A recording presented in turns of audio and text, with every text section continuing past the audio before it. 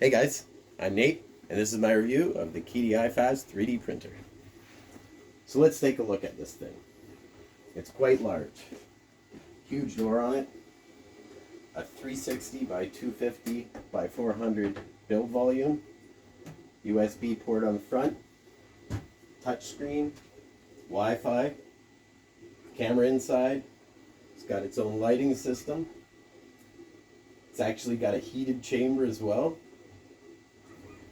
Interesting filament mounting system up here. These just pop out, makes filament changing quite easy. Up here you have your filament sensors.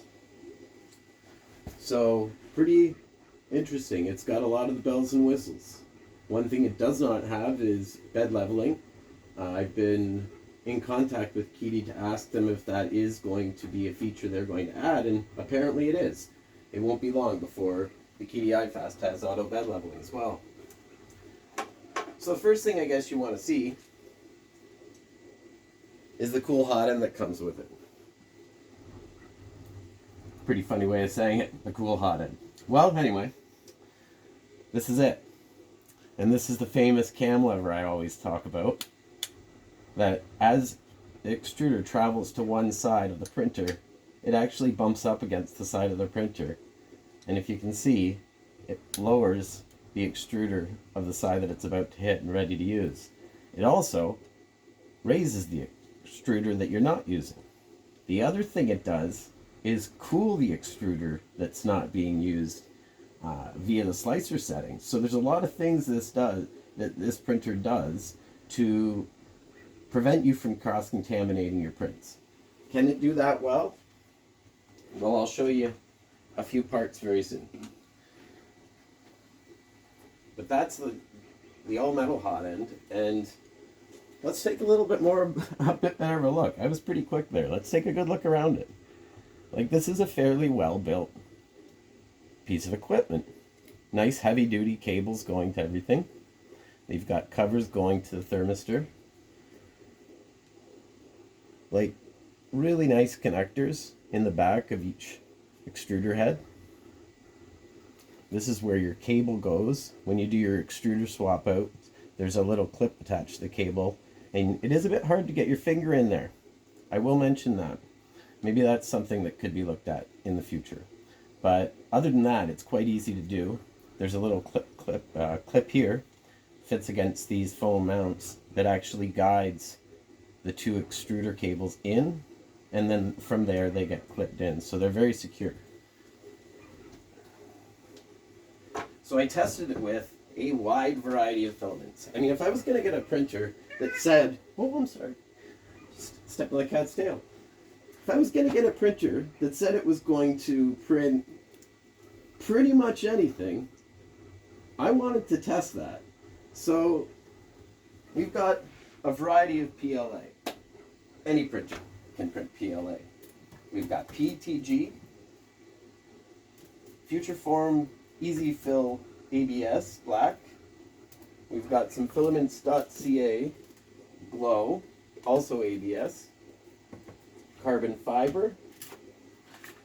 We've got Futureform metal fill ancient bronze, 80% bronze fill. We did some really cool PVA carbon fiber prints. And my favorite, Flex. This is Ninja Flex Chinchilla. You see that? It's like a wet spaghetti noodle. And this printer, guys, look. That was the first try after just making a very simple modification to the extruder. At first, it would barely push out a thread of this stuff. Shimmed the extruder spring with a little piece of rubber, and it started to grab onto it. Icky-wee.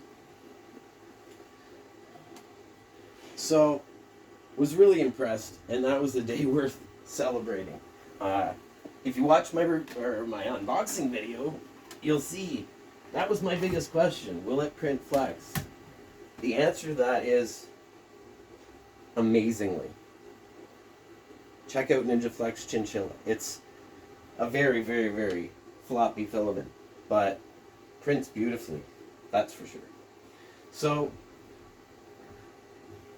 NinjaFlex Chinchilla was one of the more difficult filaments to print, but one of the more interesting filaments to print was carbon fiber. And I'll show you quickly. This is a carbon fiber body mount for an RC vehicle, printed on the Qidi iFast. And I believe that I could have increased the extruder temperature a bit on this. But having said that, look at that.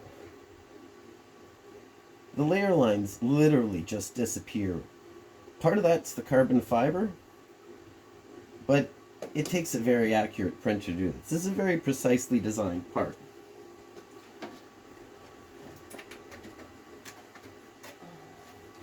It fits in the back end of Traxxas two-wheel drive RC vehicles.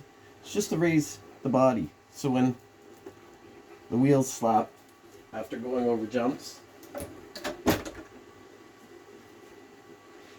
the body doesn't rub. Sorry about that.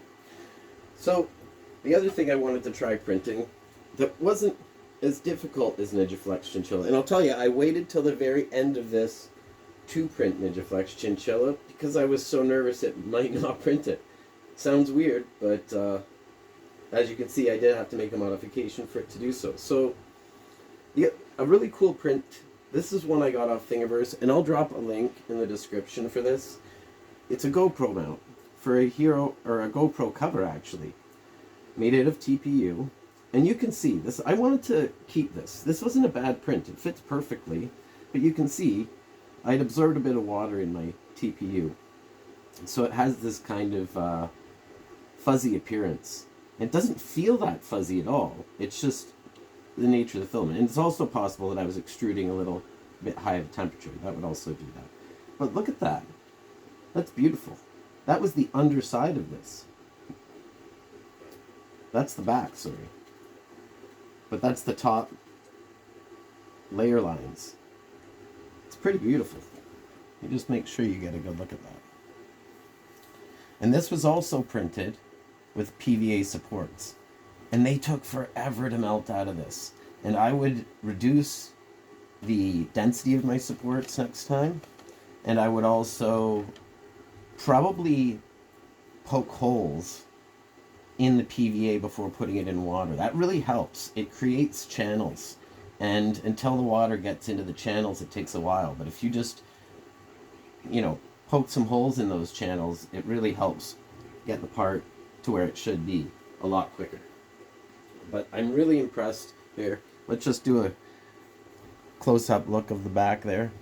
That's impressive. That surface. That's the top. I mean, really, really nice. So, the other thing I wanted to do is a difficult filament to print, and I had an interesting project. There was a guy who had a conversion van, and the side marker lights on it had gone, or the lenses. So he needed new lenses. And as you can see, you always don't successfully print on the first time because I kept some of these. These were done on the Qidi iFast. But again, I don't know if you can see that, but that's pretty impressive. That's very smooth. I used a very triangular infill just to give it that reflector style look. And I also, on his, I rounded the edges a lot more. But in the end, these were a really neat print because they had to be pristine. When you can see through a print with clear PTG, I don't know if you can see that, but you'll get little brown ooze that accumulates on the nozzle over the entire print if you're printing 4 of these at once. And you can see if any of that gets into it, it kind of messes up the print and you have to do it again. And one thing I gotta say is I had very little of that with the iFast. Very little. So let's get rid of these. We're gonna clean things up as we go. So I printed 2 of these. One reason is I wanted to test the lower infill. It really tests the durability of a flex material when you can squeeze along the layer lines. But it's also neater to have a flexible one. This one, I think it's only 30% infill, but I could stand on that. Like, it's very durable. This stuff is an incredible material. I mean, I'm a fan of Flex. If you talk to the people I got this printer off of, and I will tell you who they are, and the only reason I will tell you who they are, this is not a sponsored video, but when I get good service from a company, I appreciate it. So I'll drop a link for them, actually. How about that? I'll drop a link for where I got the printer. You have no obligation, and I get no money for you buying it. But I did have a good experience with that company, and their after-sales service has been excellent. You know, the first print I really should have shown you was this. This is the Qidi iFast test print.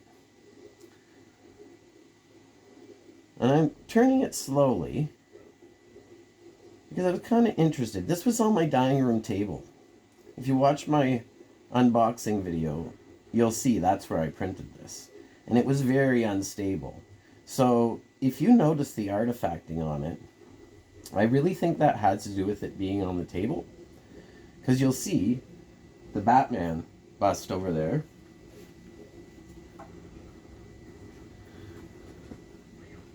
Has a lot less.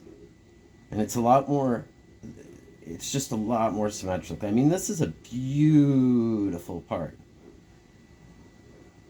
I have a time lapse I'm going to post of this. One thing I like is the seam placement. Now, at first I was kind of upset because the print was sitting this way, and I was like, oh, I really should have aligned it at the back, but there's so much detail on the back and on the front here. And the only real issue I had was the tiniest bit of scarring from the supports that were required to print the nose, and not the chin.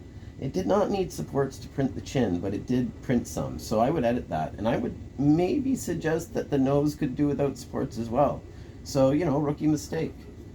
I didn't notice them in there. I thought I had supports turned off because most of these print models print without supports. It's just the nature of it. If you have to print supports on it, that's what you get. And I'm just looking for, well, they don't have it, so I guess I won't be able to show you. Oh, no, there it is.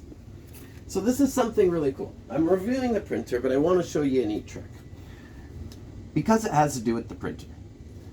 The build plate that comes on it that works best with PLA creates this chalkiness to it. And it's on the underside of the part. But what if that wasn't? What if that was a keychain and it was a dual extrusion thing? I've done this. And you had names on the back or an email address. Well, you'd want to see that. And it really kind of made me upset when I had that happen. But what's really neat, and I won't do this for very long, but I just want to show you, because this is a really handy trick, and I learned it with ABS, and look at that.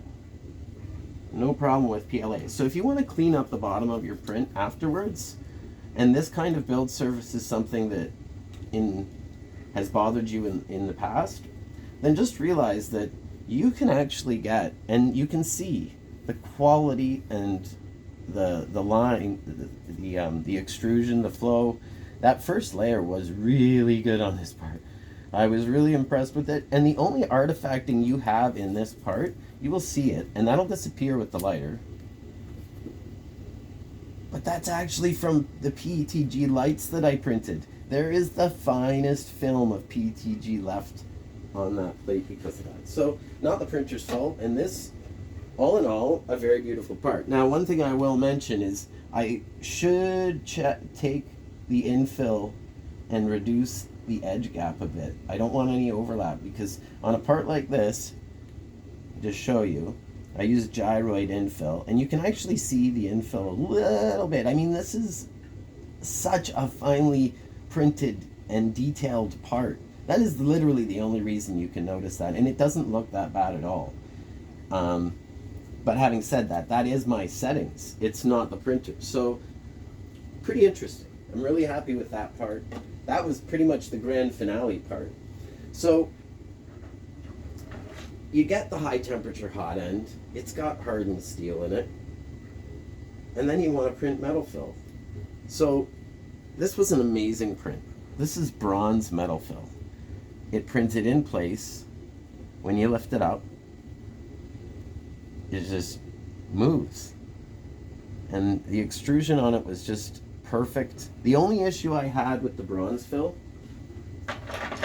is I had to feed it from a shelf over top, because the bronze fill is so brittle that if you bend it, you've probably been watching this print behind me, and when the printer heads go back, it actually does kink the filament, and you can actually put a tube there. That's part of the options of the printer, and that would stop that a little bit. What I actually suggest doing, and it's not a criticism of this printer as much as it is a suggestion to make things a little bit better. You see how the spools are mounted on top. The filament sensors guide the filament in a pretty direct angle, almost a 90-degree angle, when you look at the path it has to take from the end of the filament sensor to the top of the extruder. So I would actually mount the filament sensors on the extruder heads. And yes, that would require having an extra connector and whatnot and a little bit of added weight, but when I was having breaks in the filament, it was breaking here because of the extruder head moving back on the building plate a little bit, and I was kinking that bronze fill, which again, it's very brittle. I will actually show you right now, just for the sake of we're talking about it, but look at this. I mean, it does not take anything to break that. So the fact that it printed it at all was amazing. And I gotta be honest as well about this filament. The first 10 meters, maybe 5 meters, but there was I would say about 5 meters was like old PLA brittle. More brittle than this. I could, now you can see, and this is an interesting thought, this should be in a heated box to print. And that's another suggestion, as we were getting to, about the filament feed. So I would actually take a note from their older printers, the X-Max, stuff like this, where if you look at this cover, they've done a really sleek job of designing it. Fits in perfectly, looks amazing. What would be really cool? Having the X-Max style cover with the filament an option to put a filament holder in that top, or really close to it. But if it was somewhere in it, these sides are really empty. A filament door here, that would be amazing. The printer heats itself, so the amount of free space in here, there is a decent amount, and it might be a good idea to mount in there. I'm not sure. I've seen the other printers that have done that, and it's, unless you are accessing the filament from the outside, it's a complete headache. So having said that, my ideal option was just to put them on the back, flat on the back, like a lot of other printers do, have the cables come up and over into a taller top, or even the current top, but a taller top would help. And I'll show you why. And this, again, it's not a criticism of this printer, and especially the fact that it's the top. You're not really able to look at it directly from the top unless you have it on the ground. Look at the look at it on a stand, and you want it at a certain level to be able to work comfortably. But if you look, the filament, as it's moving back and forth, kind of scrapes this, and it's not something I'm showing to you in a criticizing way. I actually thought of a really great solution for that. And if you've ever seen in craft stores or dollar stores, they have this plastic notebook cover. It's in a roll, and you literally just adhere it to a surface. I've used it to protect ATV plastics and a bunch of other things. It's because it's clear, it's perfect, it works.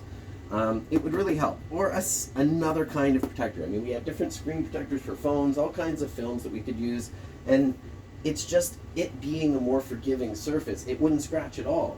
and this would stay brand new. Ah, and you probably noticed there's a handle on it. It doesn't come that way, and that was one of the actually, yeah, I guess it was one of the very first things I printed on it. Definitely the very first thing I designed and printed on it.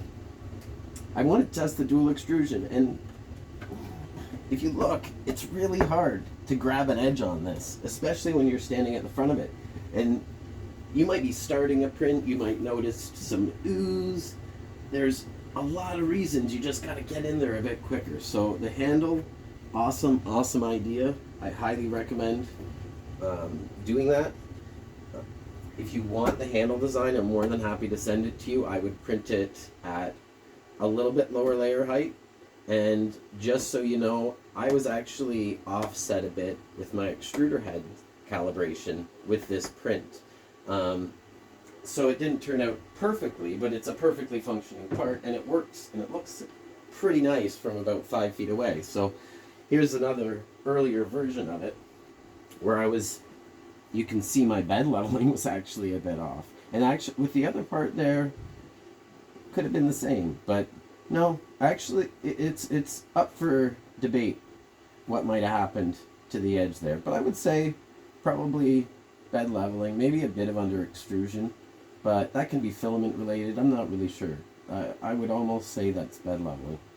But other than that, it's, a pretty good part. I printed it at a better infill and with better support because it was really bridging across nothing at that point. And I did have supports. They just weren't set to the right distance. But I kind of want to show you, a lot of the things that I went through while learning about this printer. That's the whole purpose of a review. So, a really cool print that, I'm a dad. When I get a new toy like this, first thing I gotta do is make the family appreciate it and enjoy it. So, you'll notice there's two of a lot of these. These are for the two boys. And these are amazing. These were printed in glow ABS. And I do have a video of them glowing. They glow so brightly, and they're so satisfying. They're really fun. Great fidget toys for the kids. So what I should mention is I will have a link to a lot of these. I'm not the type of person who got a 3D printer to print trinkets off Thingiverse. That's a little bit of a thing that I did to accelerate the testing of the printer. And I wanted to, like I said, these things are really neat for the kids. I wanted to give them the opportunity to enjoy it just as much as I was. I have some really cool designs, and I will print this really cool tire cover with chinchilla on the Qidi iFast. I'll probably do a review of it, but it's just, a really fun print. This review is going to take forever if I show you everything, but that's what they look like on. And you can see, I even got letters on the sides of the tires. So, custom made shocks out of Ninja Flex. That's Ninja Tech, but so much better than the stock shocks. So the things you can do, it's just amazing. You really want that printer that does everything. That's me. I need that. So, another really cool thing that I was able to print, so I did mention PTG. This is a little tiny GoPro cover, side cover for the GoPro Hero 10. And all it does is allow you to charge the GoPro while it's actually being used. So I don't even have the cover on right now, but you can see I'm doing a time lapse right now of the Makers Muse calibration test print. So it'll finish during this review, and we're going to test it. But don't be too critical, please. It's going to have to do with my filament settings just as much as it has to do with the printer. So we can't really be too critical of the printer on that one, but feel free to let go of me. Let go on me if you want. If I don't get it right, let me have it. So, here we go. I really wanted to test the limits of dual extrusion with this. So, another Thingiverse print, guys. This is a tree frog. I think it was discovered in 2014, 16, or 18. But a really cool person, and I'll post the name. I think it's Nervous System on Thingiverse, created this. And, I mean, can you get a more complicated pattern? So, this was ABS and glow. And this thing is just amazing. The thing I would do differently with this print is I had the supports a little bit too close, and I'd actually tone down the temperature just a bit. But other than that, I bet you can't notice that my offsets were off just a hair. Look, it's the black right there is set inset, and on this side it's a little bit raised, but we're talking hair off. And I did fix that after that print because we got this. And this, my youngest son saw the glow frog, and he wanted a bigger frog, and I had to accommodate him, and I'm so happy with this result. Now, I will tell you one thing that went wrong with this print, and you might have already noticed, but do you notice that the layers shifted? And it really made me wonder what was going on. And then I remembered while I was watching the print, right on the edge back, as it's printing these arms, it was curling a bit. And I can almost guarantee you that it curled enough that it hit the extruder hard enough to just knock it out of sync a bit, because it's all across the print. And I have seen that before. So that's, again, that was a filament dialing thing. I would definitely cool the filament a bit more, but the calibration for this print was bang on. It couldn't have been any more, it could have been calibrated any better unless they gave you finer tuning settings. It's 0.05, I think you can change it by, and it would be nice to see 0.025, really. There's no reason they couldn't do it, and it would give you that. I mean, literally, I've got, and it's not uniform, so I wouldn't say that. Yeah, I mean, maybe it is actually. Okay, yeah, so the green. So, yeah, it's not 0.05 off. It's 0.025 off, and it's not.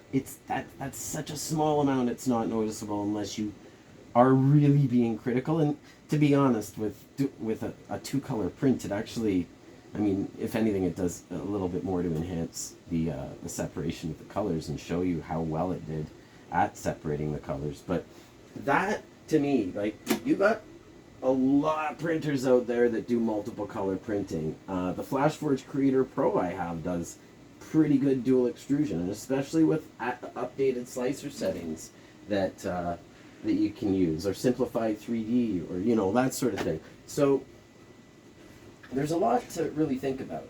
But my question about the Qidi iFast and dual extrusion is, will it do it extremely cleanly? Because you have these IDX systems, the extruder heads move back and forth, there's brushes on the sides, there's all kinds of different ways of collecting the filament ooze.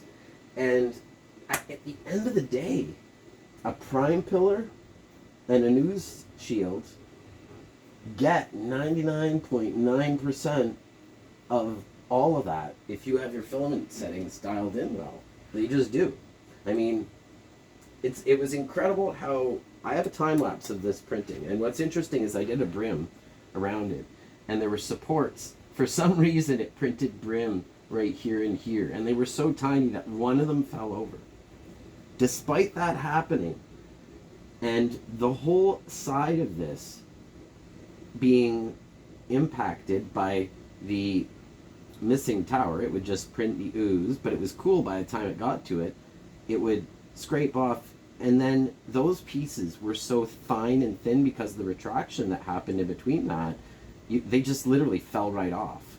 And I actually knocked the ooze shield off 10 minutes before the print was over, because I was trying to get a shot of the frog, and I really just wanted to see if those little bits would fall off. And just in moving, I had a some tweezers and I was tweezing them, I literally bumped the edge of the Ooze Shield for this. So I literally had to, at the end of the print, as it was printing the Ooze Shield that wasn't there, I would go take my tweezers and pull it off. It was 10 minutes, and you know, it's better than 14 hours. It's just funny that at the end of a 14-hour print, I'm sitting there literally collecting ooze from the printer so it doesn't ruin my print. I know, and it would have been my fault completely.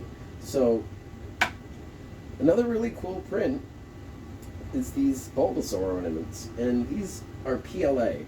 So PLA, PLA, PLA, PLA. I'm not a big fan of PLA. I mean, I do have parts, really durable parts, with great tolerances that I've made out of PLA. So it's not that PLA is bad. I've just found that over time it's known to become more brittle. It's more susceptible to a lot of things. It's technically, they say it's biodegradable. It just doesn't do well in the sun.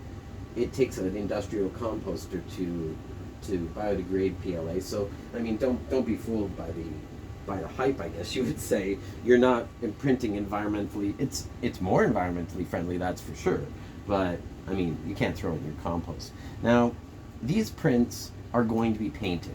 So when I did notice issues with the Bulbasaurs, I wasn't that concerned. So the first issue I actually had was a little bit of warping on the bottom, and you can't even see it on this one, but there was a slight amount of warping, and that was almost definitely me printing a little bit hot. And you can see right at the seam it does have a little bit of globbing, and again, I really think that was filament settings. This was a Hatchbox white PLA, and I just found that it really wanted a lower temperature, and that's kind of a thing I found with the Qidi iFast especially, is it's surprising, the PLAs that I printed at like 205 degrees on the Flash Forge, or like 198, are printing way better at 191 or 190, or even, you know, say 193. But still, it seems the Qidi system, and I did show you the hot ends, they are really beefy and a really nice heater block, a great, you know, thermistor. Like it's a really good, the heater core in it's great. Like they haven't cheapened out in any way, so I suspect that it just maintains temperature really well. So like it's set to 205, and it is flashing pretty quickly between 204 and 205. It does maintain its temperatures really well. So you can see I actually used painter's tape to try and help adhere this to the bed. And again, don't print PLA too hot, and you will not have bed adhesion issues like I did. And the one thing that, and this is the underside, and again, like I said, these are being painted, so I wasn't really too concerned.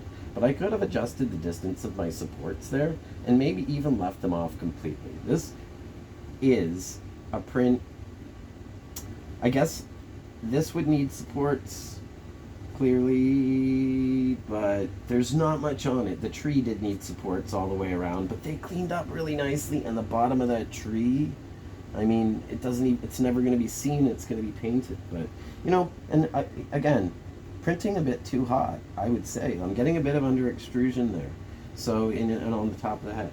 But again, that's not the printer. The detail in these prints, and that's what you should really notice, is what's good about them. Because what's bad about them, you got to admit that 3D printing is about dialing in settings of filament, and every filament's different. And this one actually, just quickly to show you, did warp a bit on the bottom, and I let it continue to print, and I really think that's why I'm getting that artifacting on the side. It's just as it's, you know, lifting, or, you know, I really think there's filament settings that needed to be dialed in there, but still a really impressive, you know, print with the balls, and I mean, that still even needs to be, there's dags on that still, guys. It's embarrassing. So we've gone through quite a lot of different things. Just trying to think of what I missed. And there is one thing.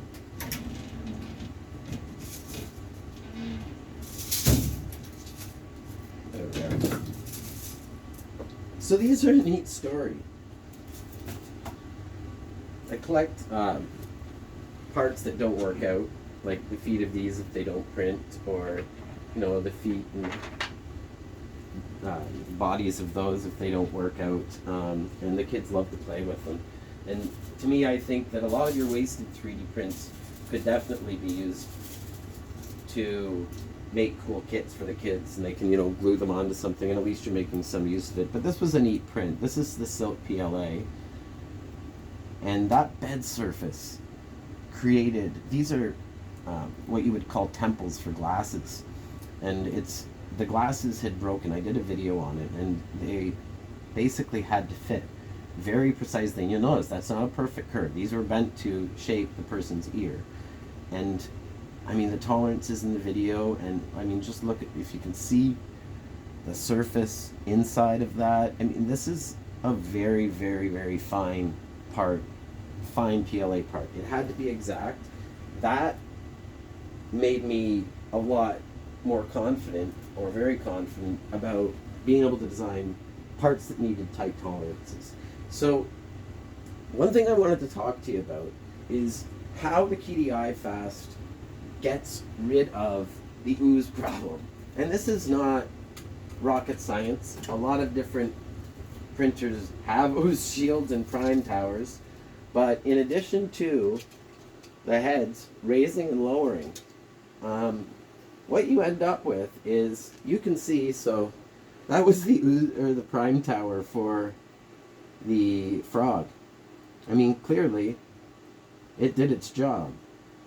It collected a lot of stuff, and on an IDX printer you would have all this stuff, you would have at the sides of the printer, in little baskets, or it's just, they're just off the side of the printer. There's a bunch of different ways they do it, but really, really interesting. So quickly, I want to talk about this. I'm not going to spend too much time on it, but I did want to show you because it's really important. So this is a really nice Ooze Shield. I've started to really become fascinated with the Ooze Shields and the prime towers, but one thing an Ooze Shield can tell you, they really speak to you, and this printer is very important to know this for. This is glow and black ABS, and you'll notice that it is very uniform. There isn't, one side's more colored glow, one side's more black. However, this is an example of how to know when your offsets are off. I mean, you can see this type of thing at the very beginning of the print. You don't have to wait very long, and if you start seeing more color on one side than the other, then shut your print down, do a calibration, unless you don't care. You'll be able to see how much it's off. And the Ooze Shield, I ripped it off, guys. And that's the weird support that I was talking about that it was printing. And you can see, I had a bit of stringing. I could probably have dialed that filament down a little bit more even, but one of these knocked over, and it was not a problem. The way PLA prints, it was all cool by the time it got to the part. So what we want to talk about is the things that I like about this printer. It's got all the bells and whistles. It's got a touch screen, like I said. It's got a camera in it. It's got lights that are really bright. I would say the one thing I would do is direct them differently, or have a light on the extruder head, because it is still a little bit of an effort. I mean, I don't have incredible lighting, this is in my basement, so yeah. I would say that it would definitely help if the lights were done a bit differently, because the way they kind of are really bright on the sides of the plate, which actually makes it harder to see layer lines. So one thing I always have near my 3D printers is little headlamps and flashlights, and it hasn't changed, unfortunately, but I know that that's something that is very easy to fix, and a really neat tip. So when you view the camera, and you can go on through my videos, and you can see a view from the camera, and it's not that it's bad, it's just not as clear as it could be. And the front of it, because the lights at the front are so bright, they actually work to overexpose the camera. So I started to realize this, and it's ridiculous what I ended up doing. But you've probably seen, I had them on with painter's tape, so you can see the bits of it everywhere. I'm sure you've seen these string lights. They're RGB string lights. I mean, they're in every big box store in Winners, and I mean, everywhere. You just go, they're just everywhere. They're ubiquitous. So what I did was I actually wrapped them around the lower edge of this. And those are not bright lights. They're meant for accent lighting. They're actually quite dim. Which is like the oddest thing. I was putting them on to light it differently. I knew they weren't bright, but I wanted to light the areas of the build plate that weren't quite being lit the way I wanted to. And then I looked in the camera view and turned the light for the printer itself off in the menu. Basically, you just click on your options there, and it's got a little bulb LED off. We'll just do it. LED on. It actually is, I mean, you wouldn't even know the printer was running other than a little bit of hum. And that's one thing I gotta mention. So the noise coming from this printer. Oh my God, guys. My dehumidifier is noisier. My microwave is noisier. I mean, I'm pretty sure my electric razor probably makes about a little bit more noise than this thing. It's very quiet.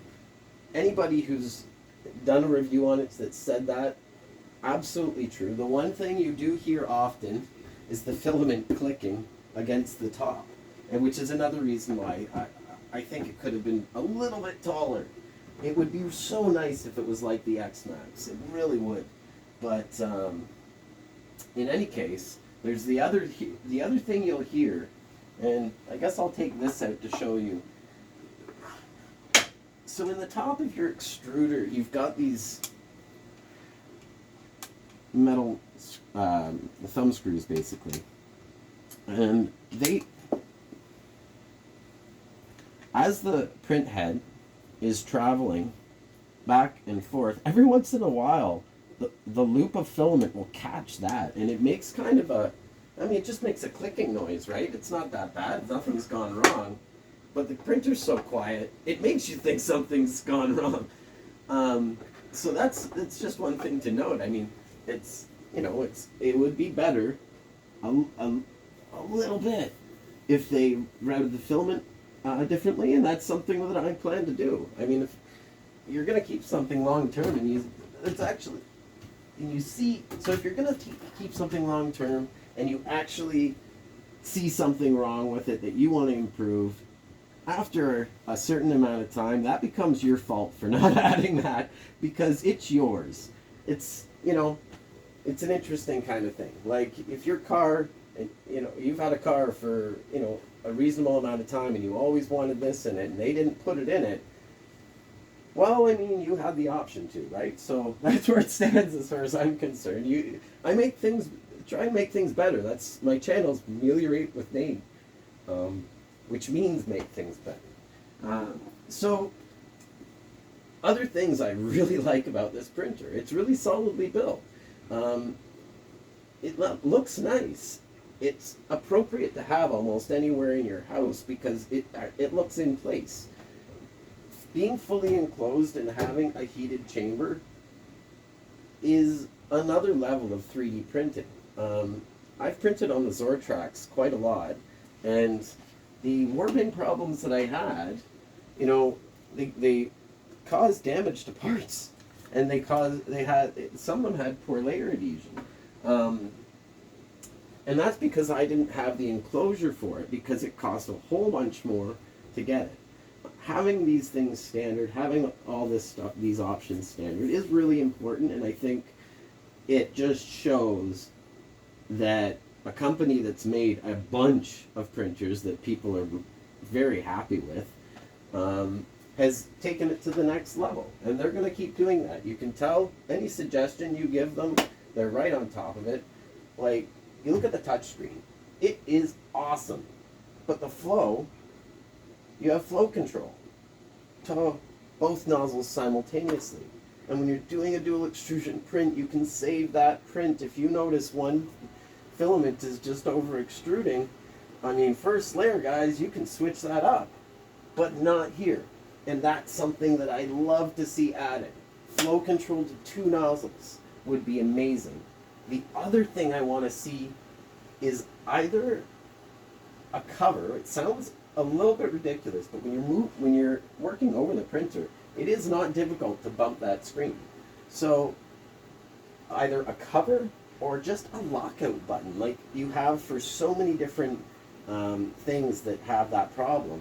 You just hold down a button, like on your stove, a lot of appliances have it, and it'll lock it so the kids can't touch it accidentally. I mean, if you have kids, they are going to be around this watching it print.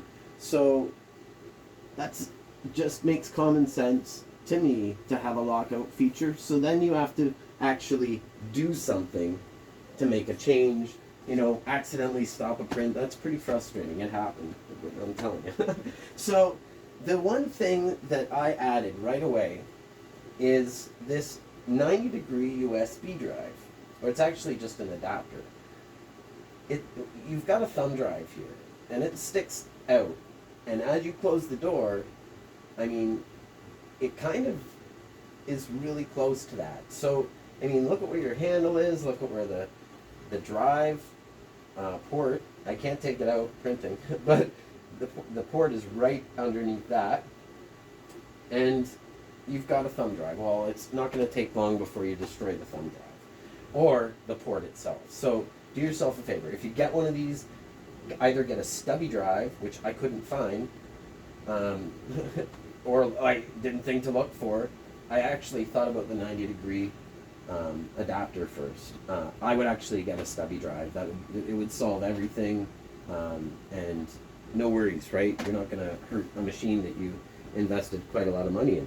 So, an interesting thing that I wanted to sort of mention, and I did make a video about it. So, at the very back of this machine, there's about a 3/4 inch gap.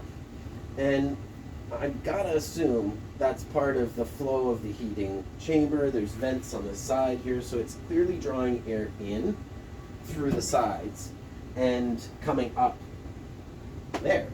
So you couldn't just close those off, because I would love to.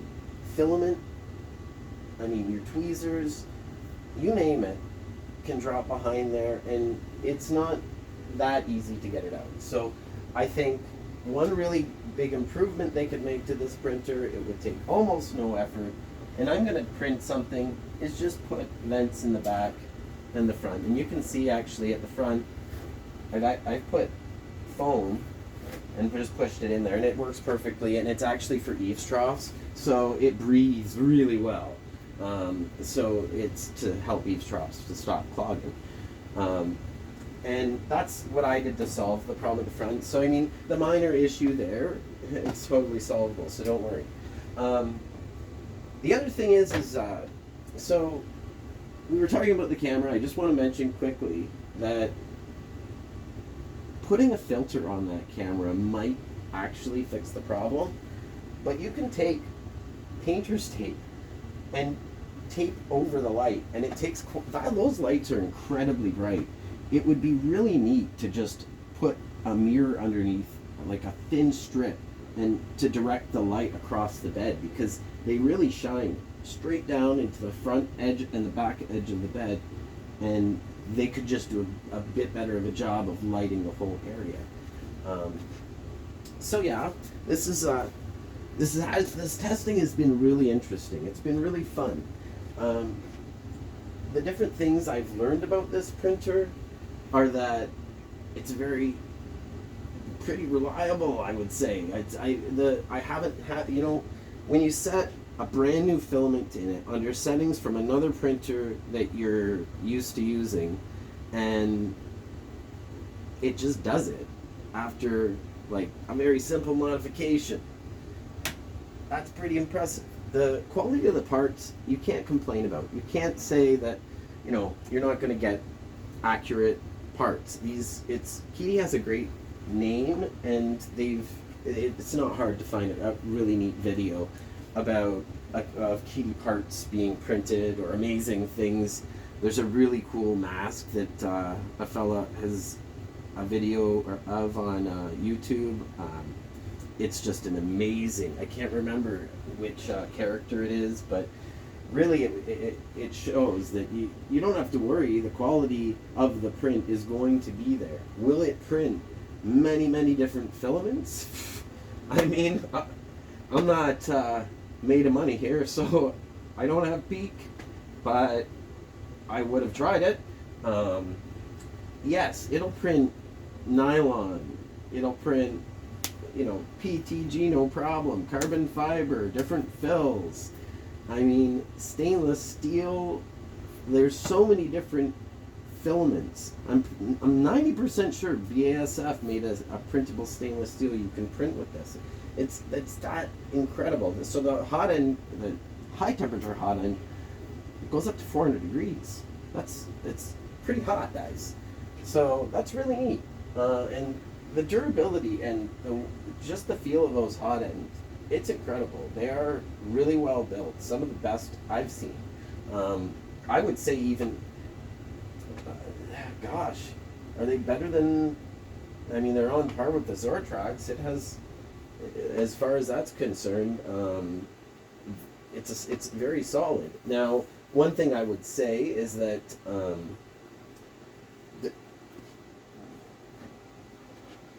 it's a lot of printer. It's like I literally had to build a stand because I just didn't have furniture or a place that would fit it as planned. It's that big. And I mean, come on, measure things. You know the dimensions of it, but until you actually get it there, you want to see just how much bigger, you know, you want to build things. But one quick tip is if you do build a stand, make it heavy duty enough that you can put weight on this middle shelf. You could put weights in the bottom, but it seems to work better to have them a bit higher up and not just pushing it more into the ground. It's more making it heavier.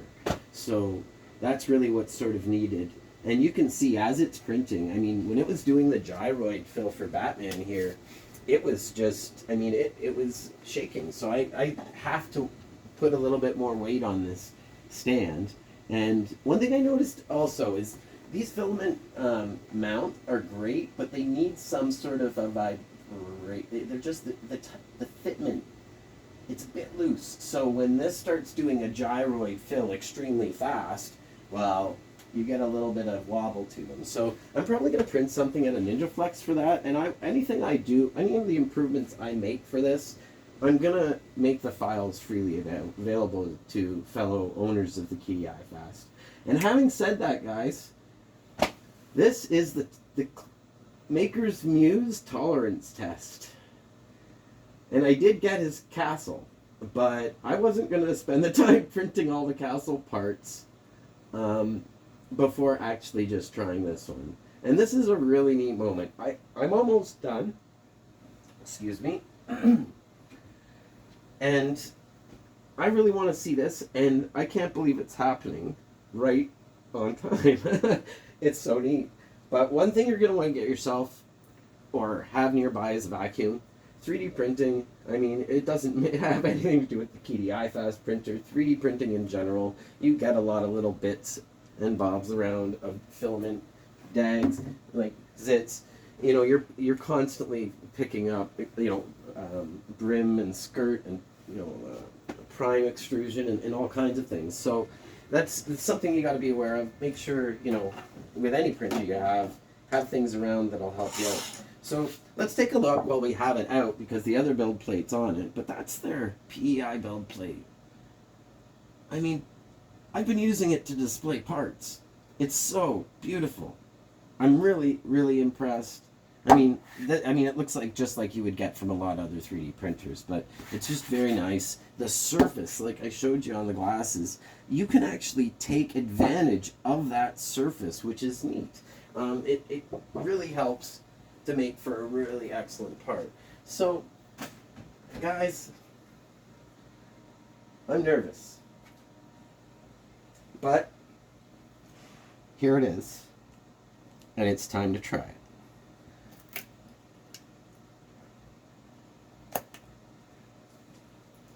I do want to actually thank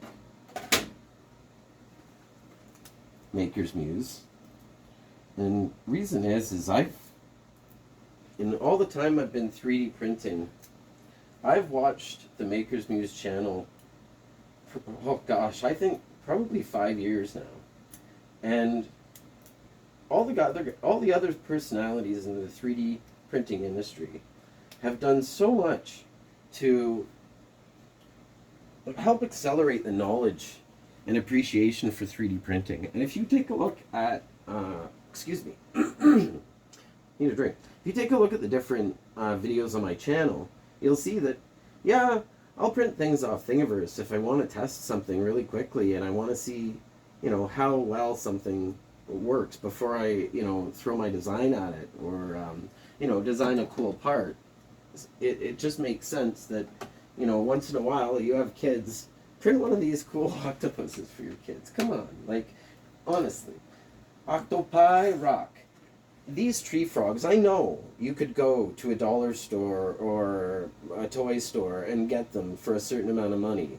And I guarantee you that when you spend 14 hours printing it, you're going to have maybe rather spend that money. But to be quite honest, there are amazing designs on different file sharing websites. There's so many now that I can't go through them all. I know Thingiverse just got hacked, and there's been, you know, it's not exactly, let's say, I don't know if it's going to be around much longer or whether or not they can take care of it. I haven't even looked at all into the hacks. So what I did here while we were talking, is what I'm doing while we're talking is ripping off the supports for this, because I really want to get on with showing you whether it works or not, and then we can tie up this review. And just so you know, I am going to post this review right away. It's going to be unedited, and the reason for that is I really want to get it out there, and I want you to see it, and I don't really see a point in, you know, editing.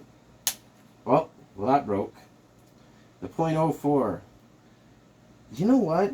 That was supposed to be printed without supports. Hey, guess what, guys? Rookie mistake. But now that I broke it free, .04 works fine. .03 works fine. Let's see. That's a rookie mistake, folks. There's supports within that. But it freed up. .02, guys. Let's see if we can. There we go. It's literally supports in there stopping it.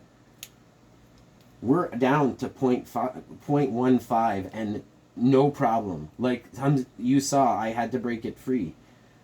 But no problem. That is fantastic. And I actually, it could also be because I didn't clean, but you can see it printed like, oh, you know what? Maybe they're supposed to be there. I just pulled it out of the part. So, in any case, 0.04, 0.03, 0.2, 0.15. These are all going to open, and we are going to get access to the part.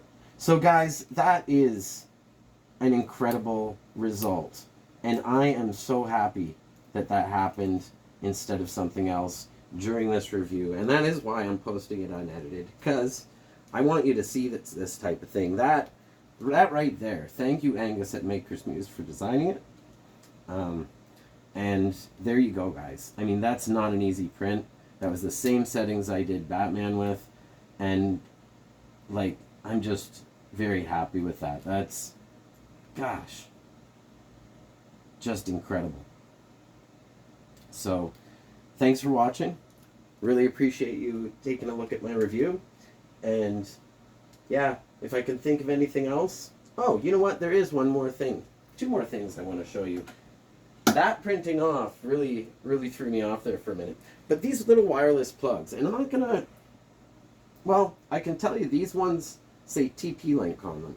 But I got 4 for $39, and they're from it's a Casa Smart Wi-Fi plug. So there you go, that's what it is. You hook them up to your phone, then it hooks up to your network, and then you can control different things. Like, I've been filming a lot, so I wanted to be able to turn a light on, and I wanted different angles. So I got, for $40 right now, don't like to drop company names at all, but Best Buy had a deal on for $40 for these, 2 of them.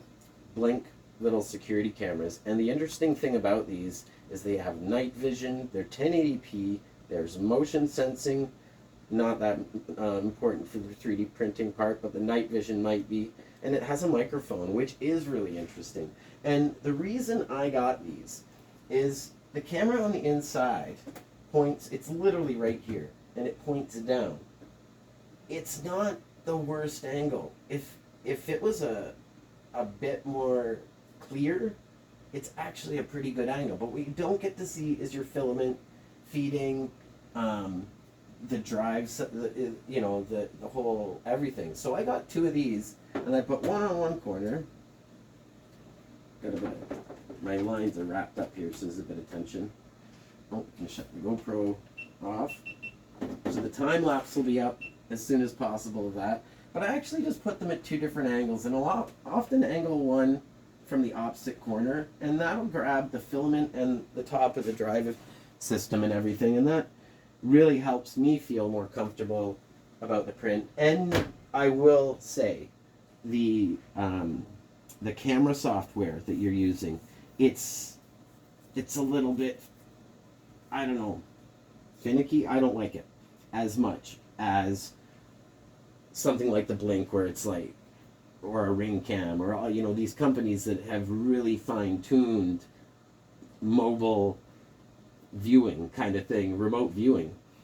And that's not something, that's not a big deal. There is a lot of ways of improving the way that camera works without even spending money. So, you know, me wanting extra cameras, that's just me wanting extra cameras at the end of the day. So don't think you have to go out and spend a bunch of money after you bought such a nice printer. So let me just see. I've got a few notes here. I really wanted to mention a few things. So I'd really like to see them seal up the front and the back. Oh, why is there a USB card? I mean, you know what? Or drive. I was actually thinking there should be a few, but just not right there. And I'm not sure where is the best option on this printer for a USB drive. It's kind of weird. That's one thing that I've noticed with a lot of different 3D printers is the placement of where their storage is. And I would like to see onboard storage. That is one thing that it would make so much, it just clears up that USB issue. It clears up so many, you don't lose the thumb drive. It can have, you know, it can store files right on the printer. That's totally easy to do. Yeah, the higher top. I'd really like to see the filament feed. And the thing you have to remember about feeding your filament is there are so many different ways and adaptations, even with pretty much any printer I've seen, to when it's printing different types of filament. Like, you're not going to want to use a really restrictive guide to printing NinjaFlex and through a filament sensor that, you know, takes it at a pretty good angle. You want it to have as little stretch in it as possible. Otherwise, that extruder gear, you're literally thinning out the filament to the point where the extruder gear can't grab it. So be aware of that if you're printing flex. Print it off the top of the roll, shut your filament sensors off, monitor the print. You're not going to have your flex filament break. You can guarantee that. It stretches 600 times, I think. Its own length. So that is one of the best ways of fixing that. I mean, if you want to print flex right away and you've got a Qidi iFast and you're watching this, thank you. Just shim that spring. It's so easy to do. There's a little dimple in there, a little. I called it a well in my video about how to adapt the extruder, but you literally just shim that spring by about 3 millimeters, and bam, it's printing NinjaFlex Chinchilla like a champ. So I mentioned getting a vacuum. Oh gosh, so I went through everything. I really think that this has covered what I wanted to cover. Where did I put my notebook? Let's just do a double check. So yeah, USB ports. Oh, sorry. A monitor app for the phone would be amazing. I mean, it would just, that solves a lot. You can shut it off. I mean, it's so much nicer to have an app on a mobile device that that you can actually control just a few of the settings, shut it on and off if it needs to, and monitor things. It'd be really nice to be able to adjust the flow from your phone. That, I guarantee you, one day is going to be a thing. They're really simple adaptations that someone just has to come up with and, you know, develop the software for. But yeah, I think that's it, guys. Wait, there was something in this box. Oh, you know what? Prime towers. I already showed you those. We don't need to take a look at prime towers. You know what those are. This is the Qidi iFast, folks. Really great printer. I just wanted to show you this build plate. I know you probably saw it, and you can see it in any of my videos, but that is like the FlashForge Creator Pro. It's got a powdery kind of feel to it, and as you see, it does leave a chalkiness in the bottom of your print from that texture. What you have to realize is you just need a lighter, and the parts are quite tolerant to doing that. And I mean, at the end of the day, guys, what more can you say? We finished it up with a bang. Awesome. Thanks for watching.